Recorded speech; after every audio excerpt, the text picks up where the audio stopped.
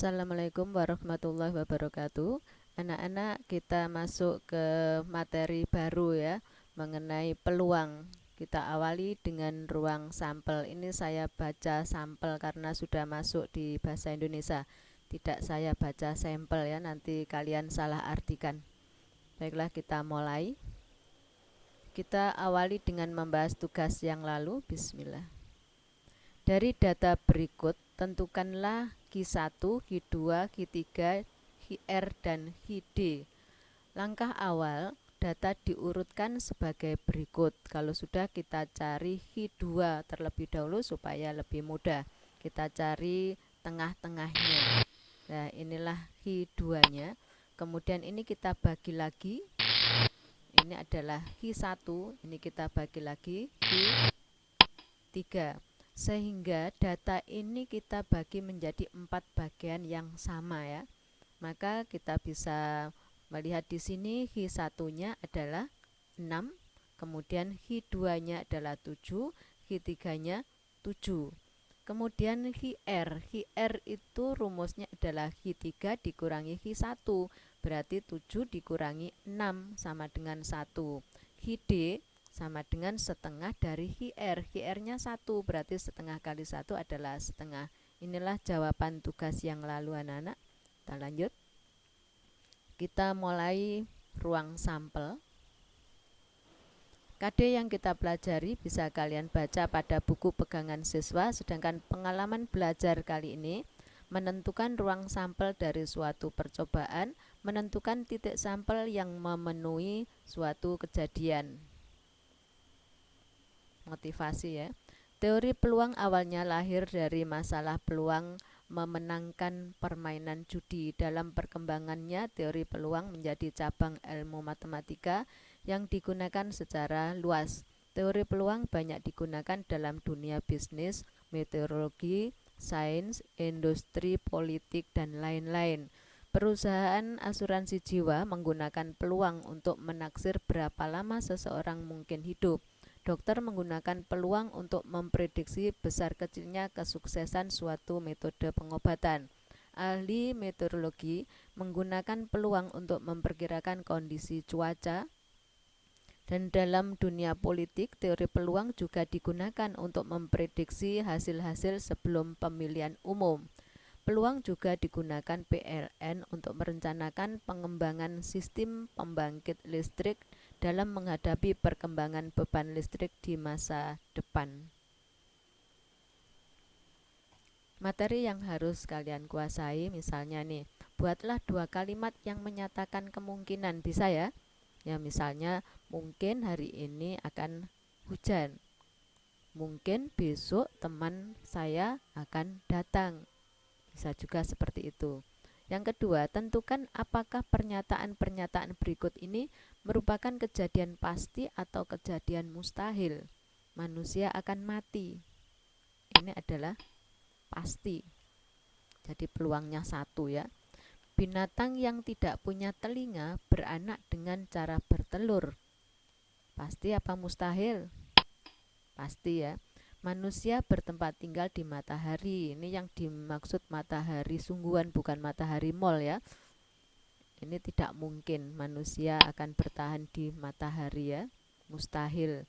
Pada pelemparan sebuah dadu muncul mata 8. Mungkin apa tidak? Ini juga mustahil karena dadu itu permukaannya hanya 6, mata 1 sampai mata 6. Kita lanjut. Titik sampel dan ruang sampel. Pada pelemparan uang logam, kejadian yang mungkin adalah muncul angka, kemungkinan gambar. Jadi hanya 2 ini. Kalau kita tos atau kita lemparkan, itu kemungkinan yang muncul yang berada di atas angka, mungkin gambar. Jika dinyatakan dengan notasi himpunan misalnya S, maka S adalah himpunan angka gambar. Nah, ini dinamakan ruang sampel. Masing-masing anggotanya ini dinamakan titik sampel. Banyak anggota ruang sampel dinotasikan dengan NS. Banyak anggota bukan jumlah ya. Banyaknya anggota ini dinyatakan dengan NS seperti ini. N kecil, S besar. Kalau ini NS-nya berapa? NS-nya adalah 2, hanya 2 kemungkinan ya. Dengan melihat contoh di atas, kita dapat menyimpulkan sebagai berikut. Ruang sampel adalah himpunan semua kejadian yang mungkin terjadi dari suatu percobaan. Sedangkan titik sampel adalah setiap atau semua anggota ruang sampel. Paham ya anak-anak? Kita lihat ini contoh, tentukan titik sampel dari pelemparan atau pengetosan 2 mata uang logam. Misalnya ini uang logam yang pertama mungkin angka dan gambar, yang kedua mungkin angka dan gambar. Sehingga kalau kita tos bersama-sama kemungkinan dua-duanya muncul angka. Kemungkinan yang satu muncul angka, yang satu muncul gambar, sehingga ini angka gambar. Kemungkinan yang pertama muncul gambar, yang kedua muncul angka atau gambar angka. Kemungkinan dua-duanya muncul gambar, sehingga ini gambar-gambar. Jadi titik sampelnya adalah angka-angka, angka gambar, gambar angka, dan gambar-gambar. Inilah yang dinamakan titik sampel. Semuanya dinamakan ruang sampel ini, masing-masing dinamakan titik sampel.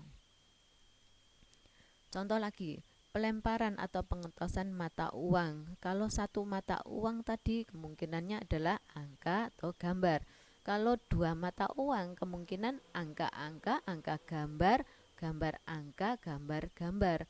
Kalau 3 mata uang kemungkinan angka, angka, angka, semuanya muncul angka. Kemungkinan yang pertama angka, yang kedua angka, yang ketiga gambar. Kemungkinannya lagi angka, gambar, angka, angka, gambar, gambar. Gambar, angka, angka, gambar, angka, gambar, gambar, gambar, angka, dan yang terakhir kemungkinan semuanya muncul gambar. Ya, inilah masing-masing titik sampelnya. Kalau 2 mata uang seperti ini, kalau 1 ini 3. Sekarang kita amati hasilnya tadi. Banyak titik sampel dari pengetosan sebuah mata uang tadi, ada angka dan gambar kan, ada 2. Kalau 2 buah mata uang ada 4. Kemudian 3 buah mata uang yang ditos ada 8 titik sampel. 4 buah mata uang ada berapa kalau kita amati nih? Kalau 1, 2, 2, 4, 3, 8 berarti ini adalah 16. Kalau 5 buah mata uang 32. Kalau N buah mata uang misalnya N 100, maka kita cari rumusnya dulu. Jadi ini kita lihat 2 ini sama dengan 2 pangkat 1. Sebuah, kalau 1 ini berarti pangkat 1. Ini adalah 2 pangkat 2 karena ada 2 buah mata uang. Ini adalah 2 pangkat 3. 16 ini 2 pangkat 4. 32 2 pangkat 5. Kalau N buah mata uang berarti 2 pangkat N ya. Kesimpulannya banyak titik sampel yaitu banyak permukaan mata uang, pangkat banyaknya mata uang yang ditos atau dilempar ya. Jadi banyak permukaan mata uang, ini ada 2 kan, angka dan gambar, pangkat banyaknya mata uang yang ditos, seperti ini tadi banyaknya. Kita lanjut. Sekarang mengenai dadu. Tentukan titik sampel dari pelemparan atau pengetosan sebuah dadu. Dadu itu mempunyai 6 permukaan anak-anak berupa kubus kan, mata 1, 2, 3, 4, 5, dan 6. Berarti kalau sebuah mata dadu ada 6. Tentukan titik sampel dari pelemparan atau pengetosan 2 buah dadu. Bagaimana kalau 2 buah dadu? Misalnya ini dadu yang pertama adalah dadu biru, yang kedua adalah dadu hitam. Kemungkinan dua-duanya muncul 1. Dadu pertama 1, dadu kedua 1. Kemungkinan dadu pertama 1, dadu yang kedua ini muncul 2. Kemungkinan dadu yang pertama muncul 5, dadu yang kedua muncul 1. Kemungkinan dua-duanya muncul 6. Ada berapa titik sampel di sini? Nah, ini semuanya. Ini semuanya adalah ruang sampel. Ada berapa titik sampel di sini? Kalian bisa menghitung, yaitu 6 kali 6 sama dengan 36 titik sampel. Kita amati tadi, banyaknya titik sampel dari pengetosan sebuah dadu, ada 6 kan? Kemudian kalau 2 buah dadu tadi 36, 3 buah dadu 216. Kalau n buah dadu bisa kita cari rumusnya seperti tadi. Ini sama dengan 6 pangkat 1, ini sebuah dadu. Ini 6 pangkat 2, ini adalah 6 pangkat 3. Kalau n buah dadu berarti 6 pangkat n. Ya, kesimpulannya banyak titik sampel sama dengan banyak permukaan dadu pangkat banyaknya dadu yang ditos. Paham ya anak-anak? Ini bisa kalian baca. Jadi banyak permukaan pangkat banyak benda yang ditos, ini adalah rumus banyak titik sampel. Contoh, muncul mata dadu yang berjumlah 12 ada berapa? Di sini kamu cari yang muncul berjumlah 12. Hanya ini kan, ada berapa? Hanya 1 ya. Muncul mata 3 dadu biru ada berapa? Dadu biru muncul berapa kali ini? 1, 2, 3, 4, 5, 6. Ada 6 ya. Muncul mata berjumlah genap. Ada berapa yang berjumlah genap? Di antaranya ini. Nah, kalau kita hitung semuanya ada 18. Contoh lagi, restoran De Resto menyediakan menu makanan sebagai berikut. Jenis ikannya ada 4, diantaranya tuna, patin, salmon, hiu kecil. Cara memasak dipanggang, goreng, diasap. Kemudian pelengkapnya sayuran segar, kentang panggang, kentang tumbuk. Berapa banyak menu yang bisa dibuat oleh restoran De Resto tersebut? Daftar semuanya menunya ya, daftar semua menunya. Kita ambil tuna misalnya. Tuna ini bisa dipanggang, digoreng, diasap. Kemudian pelengkapnya ini kalau dipanggang ada sayur, kentang panggang ya, sayur segar, kentang panggang, kentang tumbuk. Kalau digoreng ini pelengkapnya juga sama seperti itu. Berarti kalau ikannya tuna saja berapa penyajian, berapa macam ini?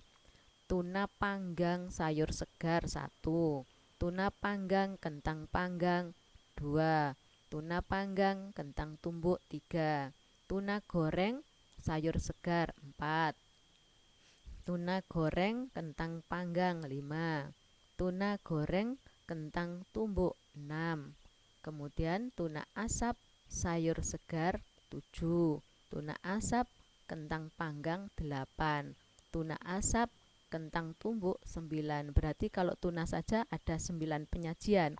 Maka ini masing-masing 9 penyajian. Ikannya ada 4, berarti 4 kali 9.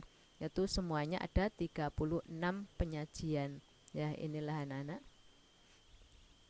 Saya kira sudah cukup jelas ya.